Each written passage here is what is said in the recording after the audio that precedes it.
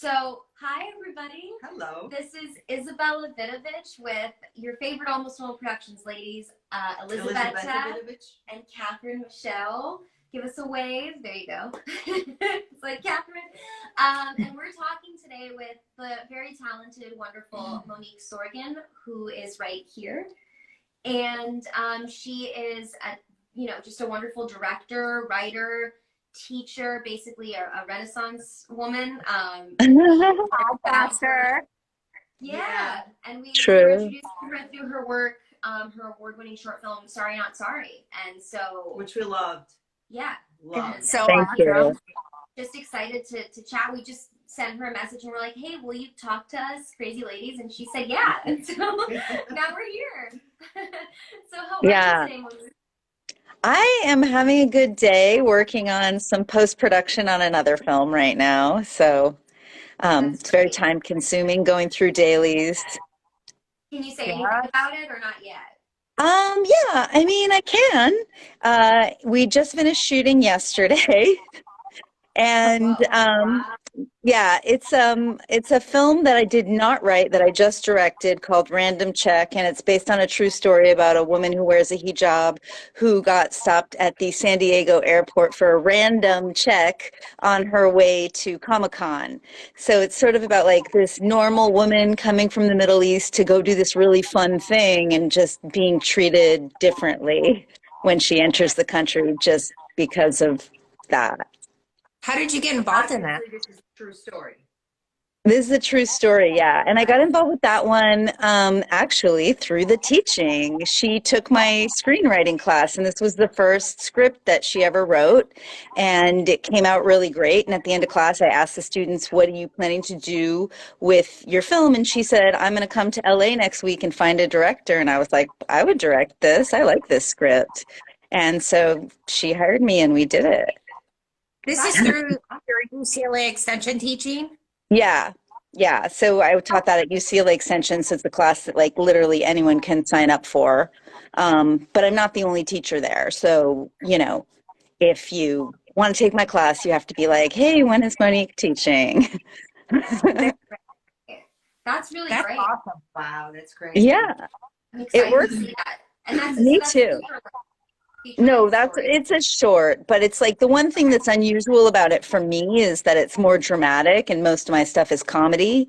But I do feel like I respond to story, like I'm more of a comedy director and writer, but I don't shy away from drama. I think my themes are like you guys, I'm really into stories about women and the plight of being a woman in the world, but I'm also equally as into like anything about injustice. So like I really have a spark to any story about injustice, and this sort of I think hit on that nerve for me. Right. Mm-hmm.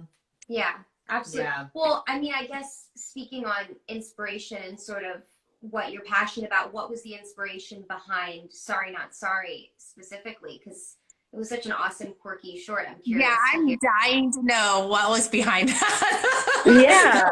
Awesome. Yeah, thanks for asking. It's actually, there is a famous poem. Well, it's somewhat famous. Like when I did the festival circuit with Sorry Not Sorry, I often had people who knew the poem who would come up to me, which I had read as a freshman in college and written down in my journal. And like many years later, it was like winter break. I was going through my journal and I had written down the poem, which, if I may say it, it's very short. What I love about this poem is how short it is. It's called This Is Just to Say. It's by William Carlos Williams. And it goes, I have eaten the plums that were in the icebox and which you were probably saving for breakfast. Forgive me, they were delicious, so sweet and so cold. So, as you know, if you've watched the film, that's the Yeah. first note in the script. And I actually had to get the rights to that poem because it's a classic poem from 1934. And the funny thing was, when I was looking through my journal and I had written the poem down, I I wrote next to it, this would make a great short film. And keep in mind, I was 19 at the time when I discovered it. I had never made a film in my life. I had never made a short film. So it was really kind of an unusual thing that, like, all those years later, I reread my journal and it said that. And here I was already teaching at UCLA Extension, teaching short film development. And I was like, oh, I could write this in an hour. you know? Right. So I did. And you did? You just wrote it in an hour? Well, it just kind of all came to me, when you teach like the structure of how to develop a short film, you know, and you have an idea that I already knew what it was when I was 19, I guess, but I didn't know how to develop it. I just knew what my take on that poem was. I knew that to me, it was a poem about like a man taking his wife for granted and not listening to her and communicating through notes in this weird way. Like to me, it was sort of very much about how resentful the wife would be when she woke up, and I think it was always about that for me. And so when I knew about the short film structure so well from teaching it for so many years, and I reread that note, I was like, oh yeah, this is how it would be structured. It would be like this happens and it escalates and then it escalates again and then it escalates again and it leads to some like surprising ending. So Right. knowing that, I just had to figure out what the escalations were. Yeah. I also loved the colors. I loved the color scheme of the short. That was awesome. Thank you for noticing. That's the kind of thing that you put so much thought into and you don't know if anyone's ever going to notice it. Well, Oh, yeah, filmmakers no. will. Oh, yeah. The shot, everything about that worked. It was so well done. It was so well done. Oh, Yeah. I mean, thank you. it's so funny because when we were watching it, it was like we felt like we could almost know your personality and your wicked sense of humor by watching this film. It was like it told a lot about you in so many ways. It was really great. Thank you. Yes, Yeah, and Catherine. I do call my brand of humor joyfully cynical. So I think you do know my sense of humor if you watch the film. Yeah. Catherine is the one who discovered it actually. And she sent it to Where? us. And she's like, you You know guys what? really need to. Oh, go No, ahead. go I'm ahead. sorry. Oh no, I was No, just no. saying how she sent it and said you guys really should check it out. So yeah, I'm glad she did. I can't even remember how I came across it. Like I seek out other women's work and you go into that rabbit hole sometimes and you're like, how did I even get here? But I came across that and I was watching it and I was laughing out loud. I was like, I love this person so much. I sent them, I was like, you guys, it's just so funny. This is great. I loved it so much. That's awesome. Yeah. Well, maybe it was on Omeletto because I know it's on Omeletto, and that's a place where a lot of people go to discover some of the, most award-winning short films that are out there. It Right. probably Yeah. was. It probably was. That's a great place. Yeah. So, Monique, I have to ask you this question because it's like two questions in one. It's one of my favorite things to ask every filmmaker is what you find most challenging about being a filmmaker, and what advice would you give to to beginner filmmakers, because we do get a lot of people in our life who just love to hear experiences from filmmakers and how they started and the things that they would want new filmmakers to pass on, to know about. Yeah. Well, I think the number one most challenging thing, surprisingly, is getting paid for your work. Right? I mean, so if I were talking to beginning filmmakers, I would say to them, like, definitely do this for fun. But if there is absolutely anything else that you're even remotely passionate about, if you can live without being a filmmaker, go ahead and pursue that. I know for myself, I can't. So, and there's other people, like most of the people who really end up pursuing it realize at some point in their life, like, there's nothing else that's going to make them happy, no matter how hard they try to find something else that will make them happy. And I'm one of those. So, I have to be a filmmaker. I don't have a choice. But getting paid is definitely the hardest thing. Getting jobs is also really hard because, it's very competitive. It's so much who you know. It's so much networking, which you guys are just so good at. And I'm so impressed by your ability to just reach out to people on Instagram and make it about them. I think that's so smart. But yeah, for many, many years in my career, being a woman has been a huge disadvantage. And it wasn't until Me Too in 2016 that people first became aware that women weren't being paid attention to. So, you know, if you're my age, you spent a significant portion of your career trying to make contacts in a world where people are just trying to sleep with you, or in a world where people just don't even consider the idea that you know how to direct, you know, or that you've done it before, or that you could do it just as well as anybody else, you know. So that has been like a big challenge for like a big portion of my career, and thankfully that is getting a little bit better now. It's still not a cured problem, but it's definitely night and day from how it was when I started doing this. You know, Um, what was your breakthrough? Sorry? What was your breakthrough? Because you've done so much, and you know your resume is just incredible. So, what was your breakthrough? How did you break? Well, I mean, the truth is, I wouldn't even say I've broken through yet. You know what I mean? And I think a lot of people feel that way. Even people much more successful than me kind of feel like they haven't. I once heard Samuel L. Jackson say in a Q&A, if I don't have my next 3 projects lined up, I assume my career is over. And I think that, like, when I heard him say that, I was like, wow, if even someone at his level feels like he could be a failure at any moment, then that's really telling about what kind of life we're all signing up for. Right. But I would say I got into the business very lucky. Like most people, it takes a lot of luck, but a lot of, you know, opportunity, which is preparation meets perfect timing. So I went to UCLA undergrad. I was in the theater, film, and television department, and there was a guest director who came in to direct a multimedia play starring Laura San Giacomo, who was famous for Just Shoot Me and Pretty Woman. And I had just directed a 1-act play at UCLA as sort of like an advanced directing class. And so when she came, she asked for an assistant director, and they recommended me. And I didn't know who this woman was. She had just been on maternity leave for 4 years. And one day, and I was just graduating, and I had no idea what I was going to do with my life. I just knew I wanted to stay in theater, film, or television. I didn't even know if I was going to stay in LA or move back to San Francisco, where I'm from. And one day, uh, she broke her wrist. She tripped these, like, it's a very funny story, actually, not funny, but like these pants were in style that had like big elephant legs, we called them. They were like bell bottoms, but loose. And Yeah. she tripped on them and broke her wrist. And her daughter at the time needed to get into kindergartens.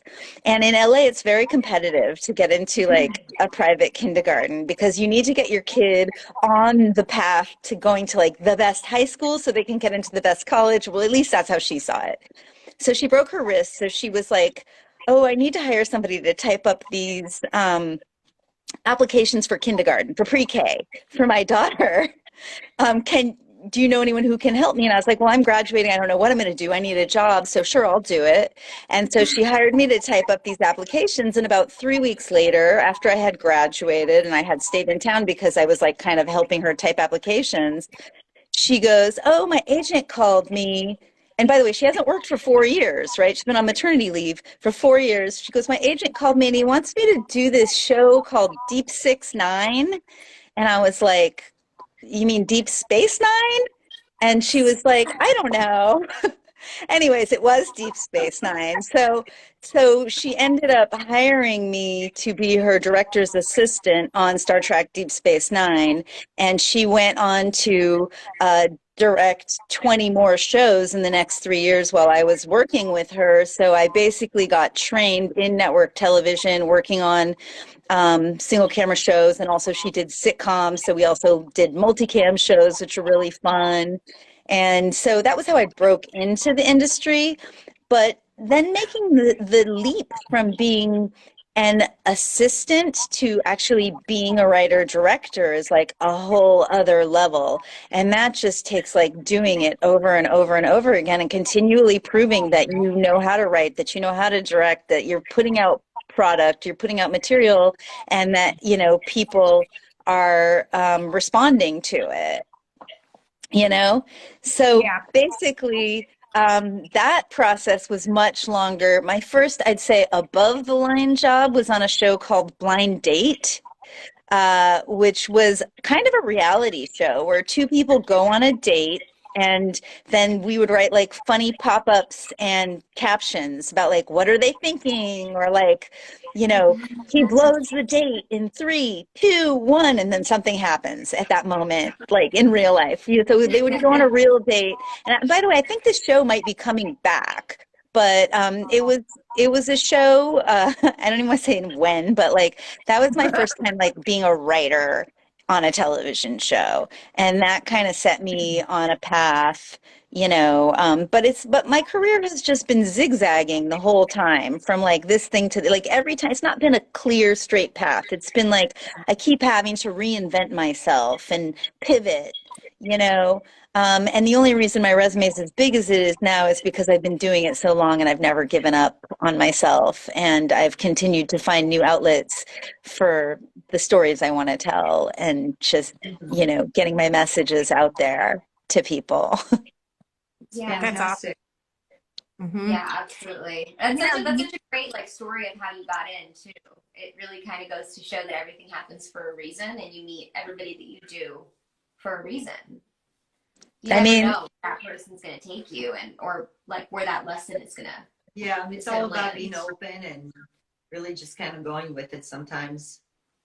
yeah, I mean, I, You do so many different things in the industry. I mean, we kind of can relate to that. We but if I guess this is such a strange question, but we do a lot of these things to survive or to keep creative or but if there was like the perfect world for you, would it be like really diving into directing, or would it be like where would you ideally like to see yourself, like, or would you just like to keep doing all these things? well, I think writing and directing. I mean, right now I've been working really hard on breaking into directing television, which ironically is where I started at the very beginning of my career, but like I said, there weren't any opportunities for women at the time. And so even though I had more experience than anyone else by the time I was 25 of my peers, people just weren't thinking of it. So now I'm kind of like getting a chance to go toward that again. But I also spent so many years writing screenplays and feature films that, I wrote them for the purpose of getting them made. So, like, the real dream is also to get all those projects I spent all those years writing made. And if that means I'm directing them, well, that's an ideal world because I know those stories more than anybody else does. And I, have them in my heart. So I think like it's sort of a twofold thing where I'd love to be directing television, which is something where I wouldn't be writing as much there. And then I'd love to be directing my own projects that I already wrote.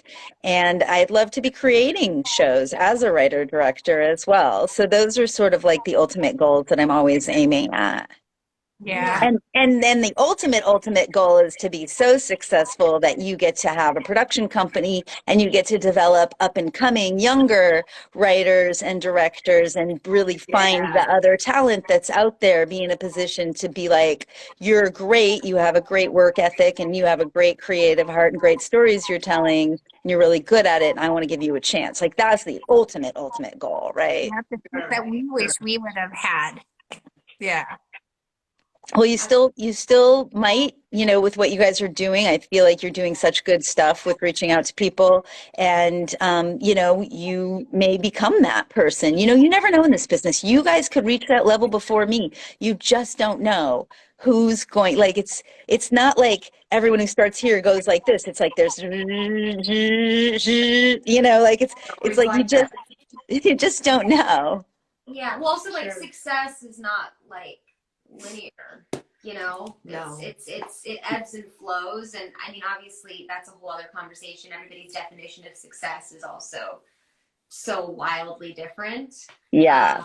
Yeah, when we were starting out, Catherine and I were acting. We came out to LA to pursue acting, and we took a class with this one acting coach. She was just hysterical, and people would ask her, what, how do you make it? Silly questions. People that are just starting out. It's like the first thing you would say, what's the way to the top? And she was an actress too, so she would just go, Well, if I knew I'd be in Bahamas sipping my martinis and not coaching you. Yeah, well, I think the real answer to how do you make it in Hollywood is, well, what do you consider making it in Right. Hollywood, right? Exactly. Because there's so many different levels of success, and even the most successful people, like I told you guys that story with Samuel Jackson, don't necessarily feel like they've made it yet. So I have started, more recently to define success as, am I happy with my life? Mm-hmm. And so long as I'm enjoying the journey and I'm enjoying the process and I'm getting to be creative and I'm getting to talk to people like you about being creative, then I'm happy and I'm successful, you know? Yeah. I Yeah. mean, that is the answer. That is literally the answer, I feel. It is all about what's inside. Well, because the rest is out of your control. It's so much luck. It's so much timing. It's so much like birthright. Like so many of the famous actors out there are the offspring of famous actors and directors. So many. The percentage is ridiculous. So it's like when you consider that, it's a miracle when you see anyone who comes out of nowhere, you know? Yeah. Yeah. A Yeah. lot of people don't understand what's behind the success too, outside of like the nepotism in the industry. I mean, like somebody will go, "Oh my gosh, that person just, right out of the bat," and it's like you don't understand the 20 years that were put in before that project too. So, Yeah, but also, there's something to nepotism also because those people grew up on sets. They grew up in the industry. All the people they met when they were babies and 4-year-olds and 10-year-olds were the people who were doing it. So when they come in at 18, 20, 30, they already have all those contacts. They already have all the know-how. They already have the experience of what the job is. It's sort of like the family business. So while, there are a lot of people who come up through nepotism and do very well through nepotism, it's like by the same token, you could say, what do your parents do? Like my mom is an educator and I happen to be very good at teaching. My dad is a lawyer. I happen to be better at reading contracts than people who didn't have a dad for a lawyer, true. So like it also makes sense that those people know what they're doing when they show up and they're very young, you know? Yeah. And No, that's also so it's like true. I feel like, obviously everything comes with its own set of challenges. And I know that people that grow up in a very famous household and are trying to break out and do their own thing, that in and of itself is its own challenge because you feel like you're competing with the generations before you that have, won Oscars and Grammys and all sorts of things. And it's hard to stand out, Not that everybody is like Nicolas Cage.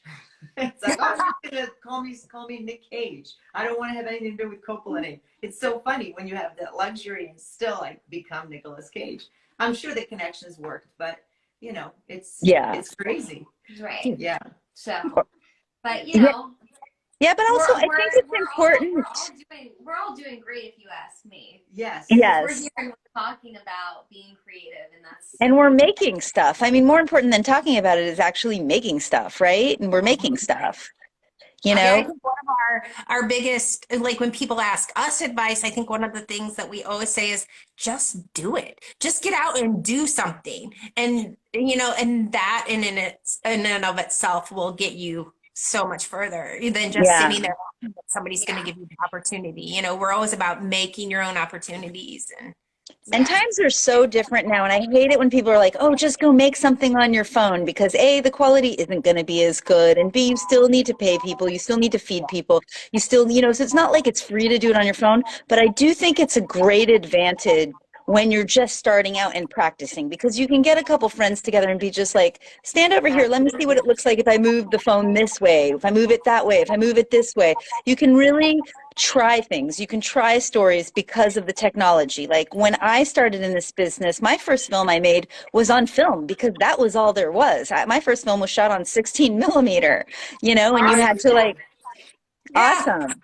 So you know what it's like. You have to go like find short ends, which are like the leftover pieces of film from real movies. and put them together. And like, you know, if the hair gets in the gate, you lose your whole take, right? You have to check the gate to make sure no dust got in there, no hair got in there, or it'll be all scratchy on the film.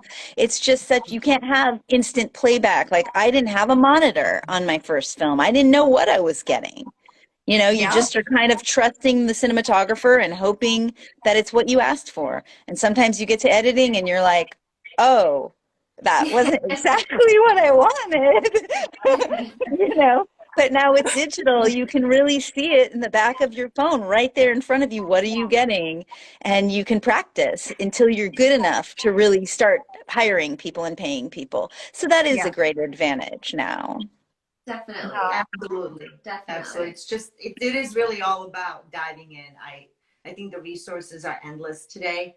I really do. I think that emerging filmmakers definitely have it easier than we did 20 years ago. I mean, that's a given. So, so I just would always say, just go for it and use the resources that you have. It's like the biggest mistake is writing a screenplay that is not friendly to whatever we have available to us. I mean, we've done this since the beginning of time with almost all productions. We've written screenplays that we know we can produce for nothing. So, you know, it helps. I think that's important. Yeah, And it's and definitely easier. You know, who's wondering if they should go ahead and pursue their creative passion, use this conversation to know that you should. You should. Absolutely. Yeah, and Monique, you've been a great inspiration for this. It's kind of become a theme of this conversation, which is great. Well, I love that. I love that. Anything I can do toward that, yeah. Yeah, thank you for being like so inspiring, and it's always fun to hop on these lives and talk to people because you kind of have a general idea of where you want the conversation to go, but it always ends up landing in a really nice, inspirational, positive place with you know, you fellow female artists, and I'm sure that's a testament to the vibe that you guys create too for your guests. So oh, thank you so much for joining us today and for giving us your time and your energy, and yes, this has been super fun. I'll come back anytime. Yeah, we'd love to have you anytime. We can't wait to see your next film. So please keep us posted on anything that comes out. Yeah, that film that you're doing right now, where is that going to go?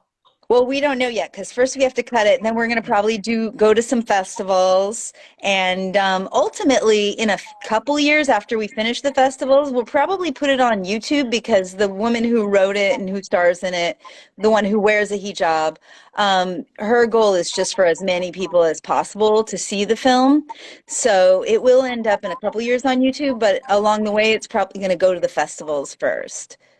Okay, keep it updated, please. Send us information on it so we can post. Yeah, I'd love to. And if people want to check out my work at my website, moniquesorgen.com, you know, you can see not just Sorry Not Sorry, but I have another film I made since then that's really fun. That's like 5 minutes called Rockabye Baby, about a drug deal that goes wrong when the dealers get to the drop, and instead of cocaine, they have a live baby, and one of them doesn't want to give it back. So that one's super cute.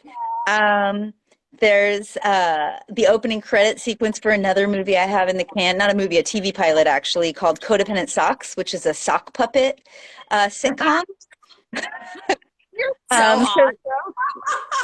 So there's some fun stuff to check out if you head over to my website or my Vimeo or my YouTube. I think it's on all those places. Thank you for saying that.